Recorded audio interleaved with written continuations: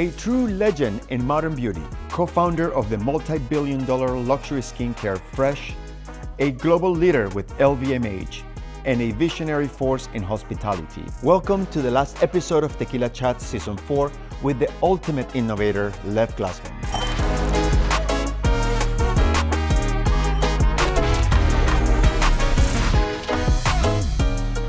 Lev Glazman, so happy to have you in Tequila Chats. It only took us 2 years or 3 years to get you to Boston, but here you are. Thank you, my love. For you, I'll go to the end of the world. Oh, you are the best. Thank you very much, very, very much. I'm very excited to have you here because I do love your story. I love what you built. You know that I admire everything that you have done, and so this, I'm very excited about this conversation. So, as you know, Tequila Chats, it's a conversation about success, but not success from the side of the shiny things, but really just more from the perspective of what it took to get there. You know, and all the hard work that goes into creating anything really when you think about it. I always said that I believe strongly on the origin story. Where you come from really just determines how do you see life, and certainly when it comes to business and kind of like entrepreneurial spirit, certainly that origin story is fundamental. I know that has been the thing for me. Yeah. And so would you mind sharing like your origin story? Where does Lev, the man, comes from? Absolutely, I would love that. So I always start by saying or telling the story since I was a little kid. You know, as I got here, I mean, I'm just going to talk about the current for a second because, you know, the company that I started here in Boston proudly back in 1991 called Fresh. Over time, it became a very big brand. It became a global brand. But I always say that you don't wake up one day and you say, you know what, I want to be in beauty business. For me, it's actually started when I was a little kid growing up in Russia. At the time, it used to be called Leningrad, not St. Petersburg. So St. Petersburg, yes. Right. And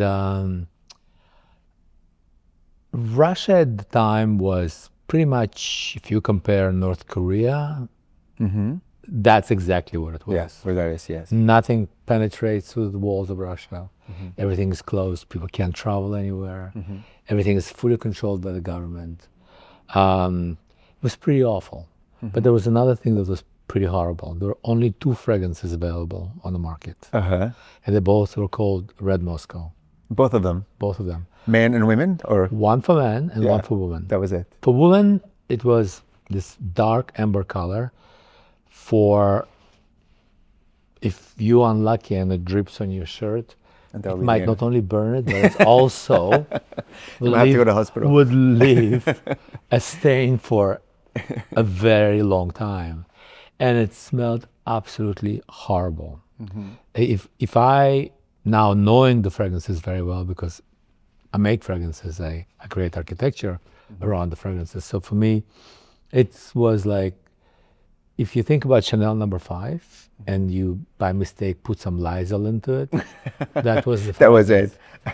Except the problem with that was is that it was the only fragrance available, so you can imagine the whole world smelled like that. And I hated it. As a little kid, I was like, my mom, I told her, you cannot ever wear it next to me. My grandmother, she couldn't stay away from it. She put it so it was like a, you know, like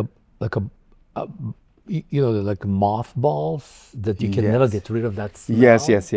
I'm sure it lives right on your... And it doesn't matter where you are. You could be in family gathering, you can go to public bathrooms because this is what people used to do. The theater, anywhere. The same. Trains, everybody smelled the same. And I remember the day when I think my life literally was changed for I was 6 years old. It was Saturday. My mom and I, it was Saturday, yeah. It was mid-October and it's pretty cold in Russia. St. Petersburg, at the time, it was already cold. And we're living right on the ground level. And we had one room that we're sharing. The rest of the apartment was shared with other 2 families. That's the way how everybody used to live. It's communal apartments. And Saturdays were usually for really taking care of yourself, going to public bathroom, for my mom is what doing nails and Yes. hair and all of that. So my mom's sitting there and Doing her putting thing. rolls in her hair, and I'm playing games and everything else. And all of a sudden, I see my mother's friend, and she's knocking on the window because we're at the courtyard. And my mom opens the window and she said, Antoine is here. He says he loves you. He's here from Paris. That's all she said. The next thing I remember, we were in a cab driving somewhere. And I'm in a house slippers, still my pajama, the same thing with my mother. Just threw a coat on. My She mom needed still to had get there. There were rollers in her hair. Yeah. She needed to get there. But the thing is that she, as I was trying to ask her a question, where we're going, what's going on, she said, shh, don't talk. Finally, say probably 25 minutes, half an hour, we're driving, and the driver drops us off, and I could see sort of like a warehouses all around us, and the rain was coming in. It's like a drizzly rain. It's like, it's like you feel very, very cold. I still don't know where we're going. And as we approaching the corner, and I see a mayhem going on there. The same kids that look like me. And their in pajamas house and their slippers, slippers, yeah. are yanked out of the house. The mother's the same thing. And there's like a lot of boxes and people running around. And then I realized is that, my God, when I was eavesdropping, when my parents were talking at night with their friends, and I'm pretending sleeping when I'm listening to everything they're saying, I'm like, we're in a black market. And, so all of the people here, they're smugglers. Yes. And Okay. it is pretty scary to do that. Yes, it is, particularly that time in Russia, yes. If you buy or whatever you do, you will be prosecuted. It's a criminal offense. The same thing, of course, as a smuggler. But I would never forget my mom all of a sudden saying, there's Antoine. And I still didn't know who Antoine is. I mean, it's like, my father was away for 2 weeks, and I'm like, what's my mom doing? Yeah, what's happening with this running after Antoine, right? Antoine, right? So as we're running right to the area where he is, and there's a line of ladies waiting. And my mom was very nervous and almost with tears in her eyes. And she's saying, my God, I hope it's still there. Yeah. Finally, we got there, and she buys the box or she gets the box of fragrance of I didn't even know at the time what it is. She pays 120 rubles, which is equivalent to 1 month's salary and 6 months worth of rent, because we used to pay 22 rubles for our studio. I remember she couldn't get rid of the money fast enough. All she wanted is this box. Once she got the box, she took me aside, and right there, she just ripped the paper, opened the box, and there was this little bottle there. And it was like a magic. She put the fragrance on, and immediately the scent was just divine. Yes. I never smelled anything like this in my life. I was like, I could see my mom transforming right in front of my eyes. Yes. Everything went away. Yeah. Her rollers went away. My sleepers went away. We were like, all of a sudden, we're transported somewhere else. Yes. As a kid at the time, I couldn't really analyze it in the way how I look back at it and understanding what happened at the moment. But the seed for my passion and my future was actually shaping up right there. Right there. That was the moment. Because I knew that I was so infatuated with that, and more than anything else, because the emotion that it brought to me. Yes. Like feeling that everything got so, I got so excited. Yes, yes. I felt that I need to know so much more about it. Yeah. And I said, I knew it, that there is more than the Red Moscow fragrance. Yes, yes. I knew that there is some beautiful thing outside of this world that we actually being kept away from. Yes. And that's sort of like became my life journey. Yes. First when we left Russia when I was 4 years later. Yeah. I jumped immediately into the world of department stores, because for me it was That was really going to be where you're going to be finding those things. Finding these fragrances. No, I remember I was working and cleaning people's homes and doing all kind of things, because my mom, it was just, at this point, it was just mom and me. not because she stayed with Antoine, but Yeah. because my father separated, and luckily that didn't happen with that guy. But I remember that for me it became a true exploration and journey Yeah. because I was so infatuated and understanding why Yeah. it even affects you in the way it affects Yes. you. Yeah, So I yeah. started collecting a lot of fragrances, but I knew that one day That was going to be. this is going to But be something I'm going to let be me doing. ask you about this, because something that is really interesting, and more than interesting, like yeah, I don't even know what the word is, but something that interests people about Fresh is that you not only created a a skincare or a beauty line, you really changed that industry in the sense that it became very sensorial. Right. So it was very heavy on the storytelling part, right? Like storytelling was an important part of what Fresh was about. It wasn't just the product in itself, but it was the story and the emotion that was behind those products. You think that comes from this very specific instinct, like that moment in which your mother got a box from Antoine, and now your perspective kind of like changed as to what you wanted to do? Oh, absolutely. I mean, in the beginning, I didn't even know what it is, but it was a internal drive that always constantly pushed me to start looking at it with my own lenses. Yes. And it became my biggest sort of like hobby. Yes. That's what I called. And Yes. and it was very easy to transition from fragrance into beauty altogether because they both felt very transformative for me. Yes. And I always loved, as a little kid, I always loved putting jams on my face, putting cucumbers Yes. under my eyes, doing masks on my mom. My mom always said most of the refrigerator used to be on my face. Uh-huh. So there was never food left inside the refrigerator because I always used something there. Yeah. So the alchemy of that already started for me way Yes. before the dream started becoming even bigger. Yes. Yeah. And I remember in my 20s,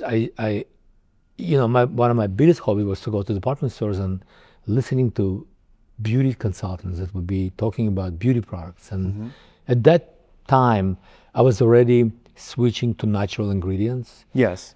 because I understood them more. Yeah. So I want to talk to you about that, because you were part of creating that category of like natural luxury products. Right.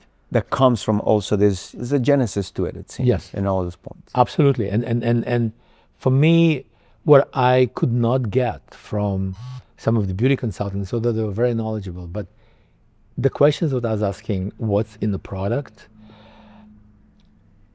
they were very well trained, but there were ingredients I couldn't connect to, I couldn't understand. I mean, those synthetic ingredients, they were, products that people enjoyed and loved, but I could not emotionally connect to it because I could not understand what's in it. Yeah. And even the consultants couldn't fully. Yeah.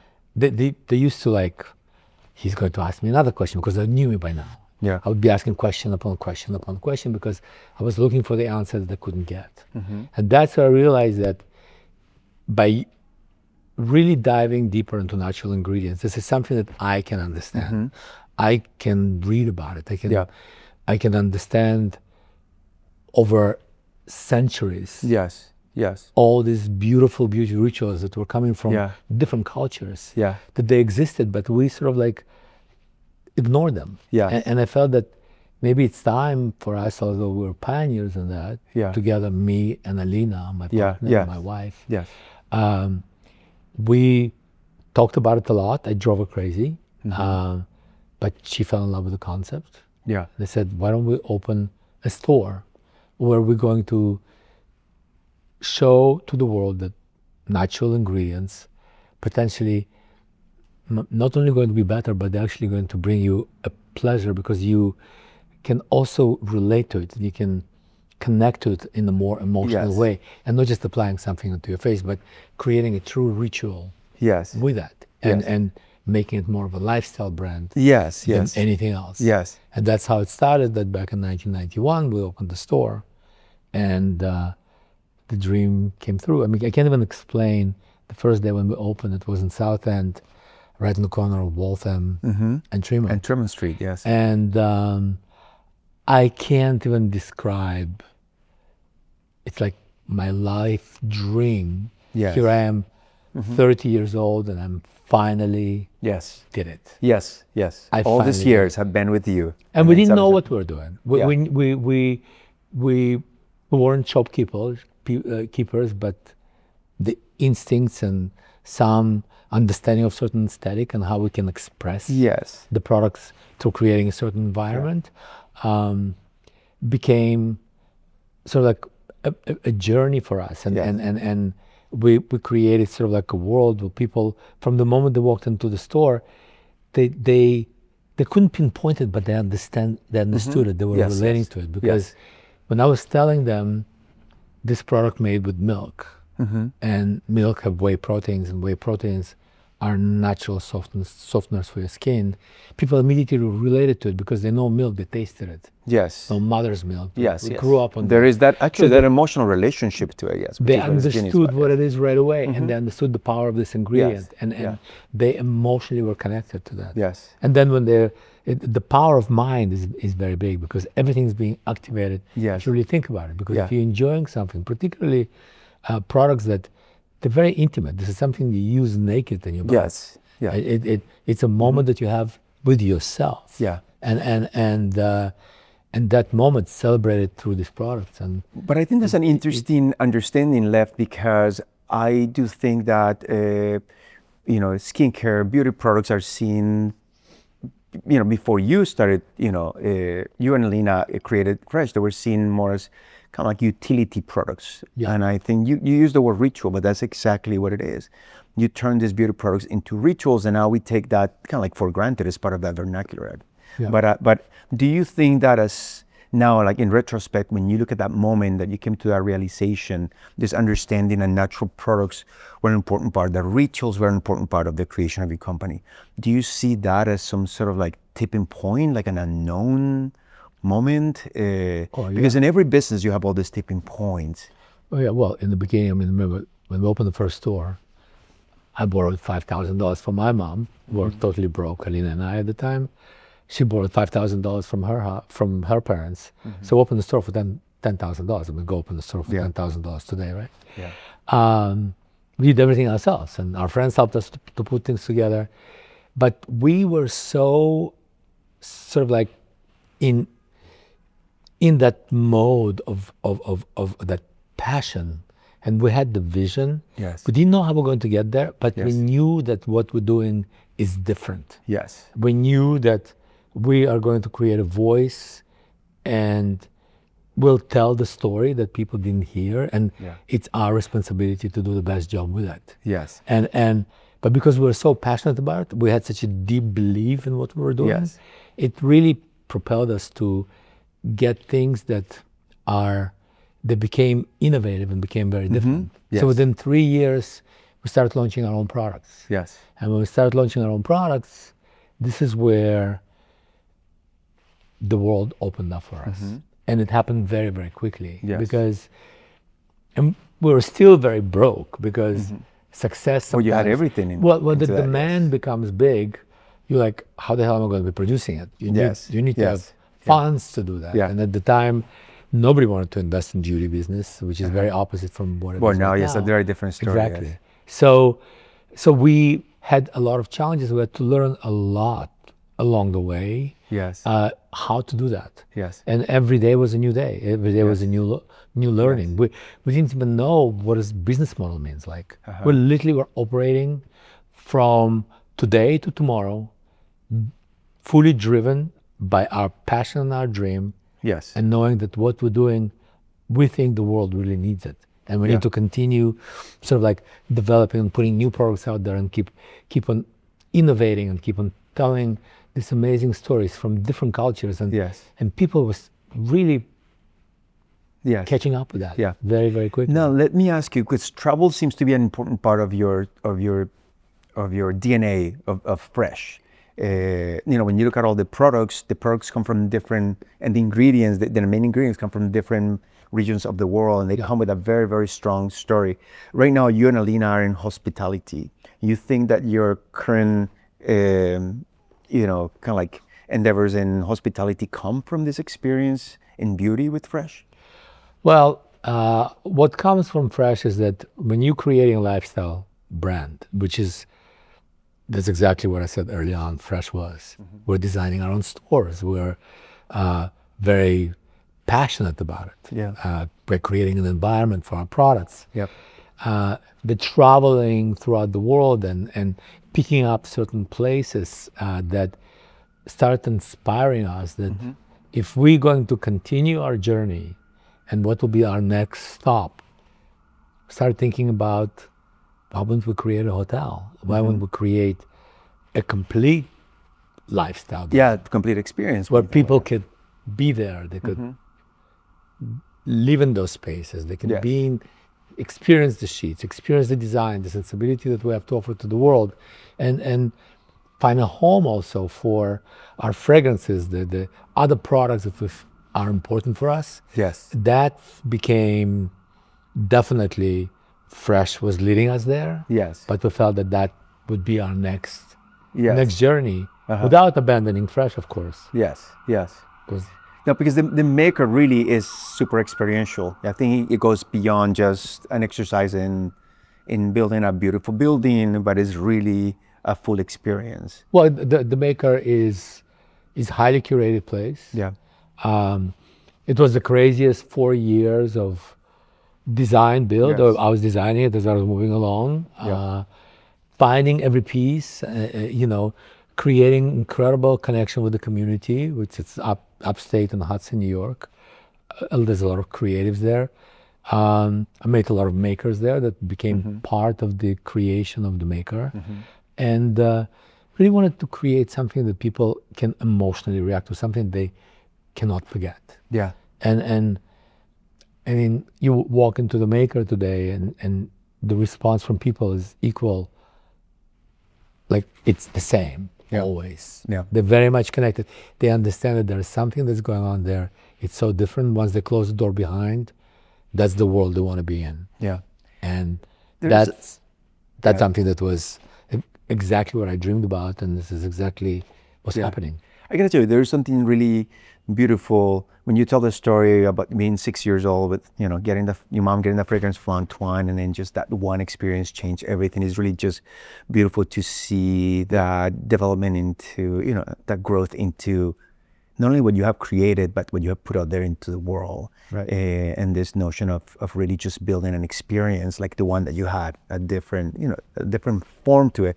But this idea of experience, I think, is really beautiful. I think it's quite, it's quite important nowadays, but I think it was also very cutting edge when you and Alina started to articulate this, Thank you. this notion. It's pretty amazing. No, thank you. But it was the most amazing.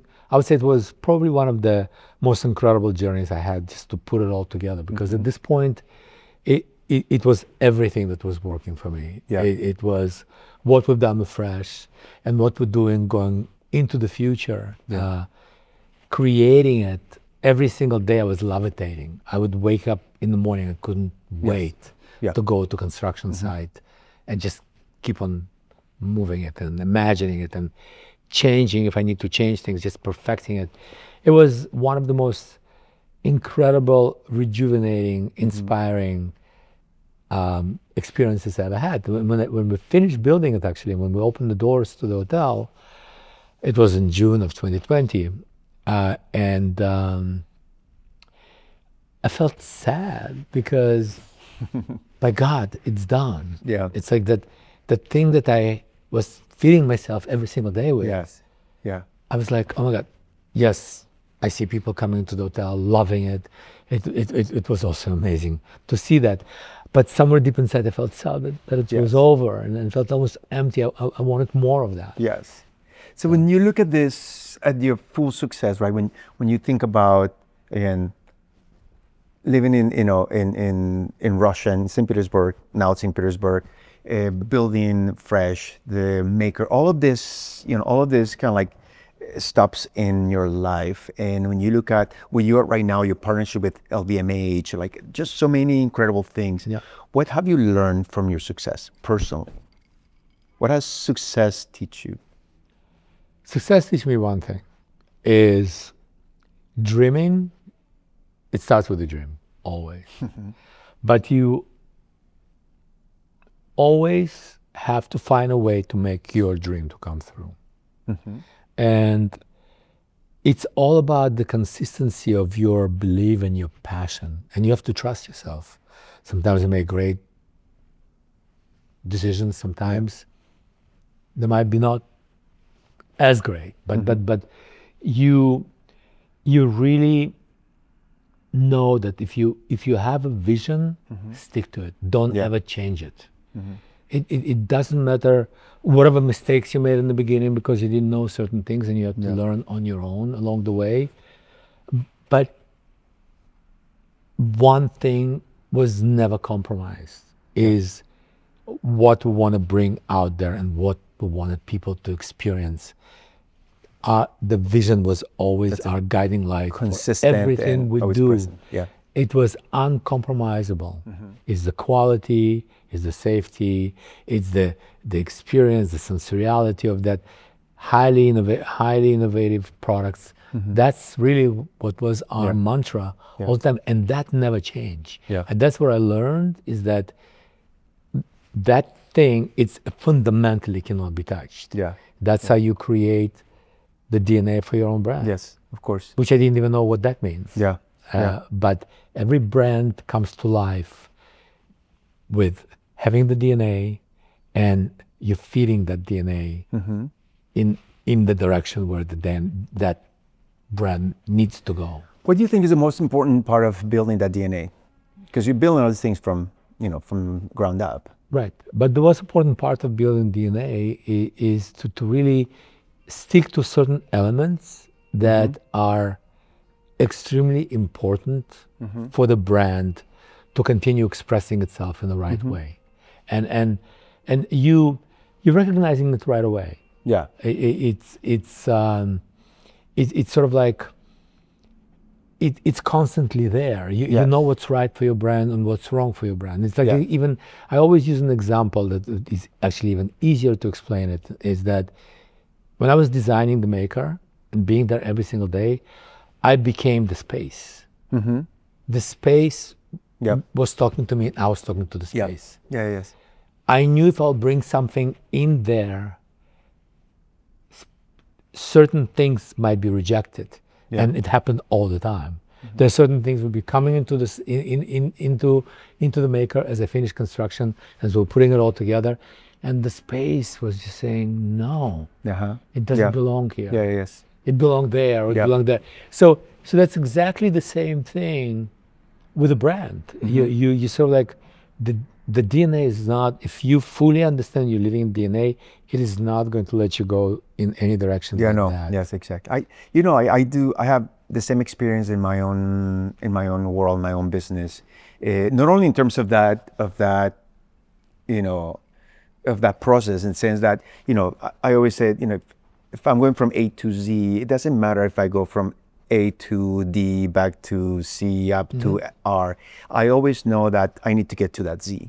And so the process is always kind of like clear in my head. I'm just jumping from point to point, trying to get to that point and adjusting to make sure that it is, like you were saying right now, that it makes sense to my own point of view, to the way in which I see that specific world, and becoming in many ways that world. But for you, it's probably so familiar because I can't tell you how proud I am of you, of everything that you achieved, because you were driven by the same dream. You had the dream, and you had a lot of obstacles, and you worked so hard, but you were just so consistent with that.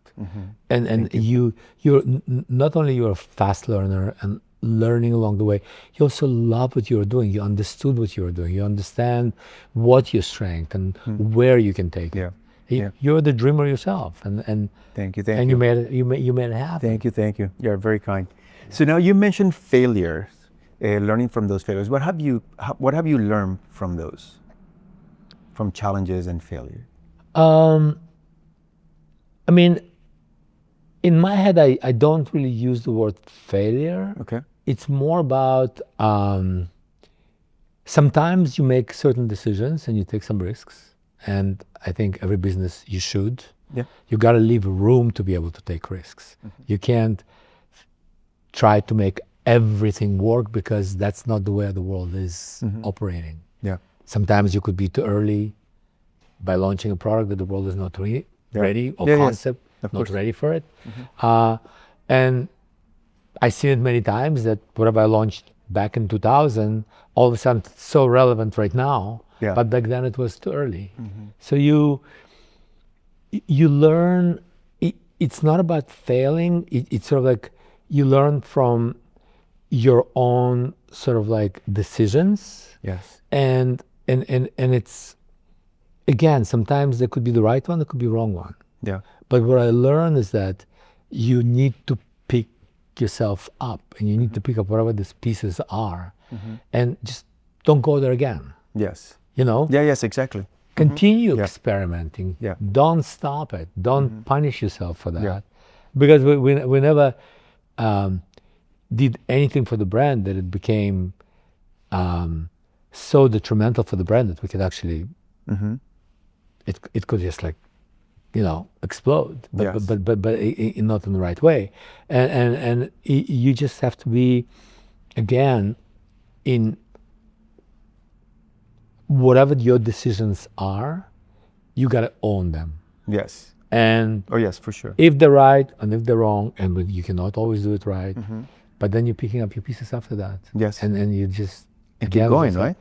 Keep going and just don't repeat them again. Yeah, for sure. Now, Lev, what do you think is the key to success? The biggest key for success is have the vision, stick to it. Also make sure that what you do, other people want it. You cannot be in silo just thinking, oh, what I'm doing is great. You need to also understand the world around you. Yes. You need to be very sensitive. You have to be a chameleon. You have to really not only listen of the things that you love, but also once you're creating, at least in my world, once you're creating consumer products and things that people need to experience and you want to stand out from the noise that's out there, you just have to be extremely consistent. Not only with that, but you also need to be very connected to the world outside. Yeah. You have to always understand that the politics are influencing people, whatever happens in the world, how it affects people, because it affects you in a certain way, so it must affect other people. Yes. When I create products, for example, I don't create it just for me. I create it for other people. And I always know that I think if it works for me and now it's being already checked, I can't wait to launch it because I think the other people would love that. Yes. Yeah. And I think that, for my opinion, is a key for success. And I would recommend for anybody to do it, but always keep in mind, it's not just your idea and you cooking it in silo. It's how's your idea going to come to life, where other people are going to experience that. And make things better. And how clearly you can articulate your idea. Yeah. And explain your concept very, very quickly. Yeah. You know? So you are incredible. Thank you. I admire you so much. I love you so much. Thank you very much. I admire you too. For being in Tequila Chats, Simon. So cheers to you. Yeah, thank you. I love you to death. Thank you. Love you to death. Comment, like, share, and subscribe. And follow us on YouTube to watch the full episode.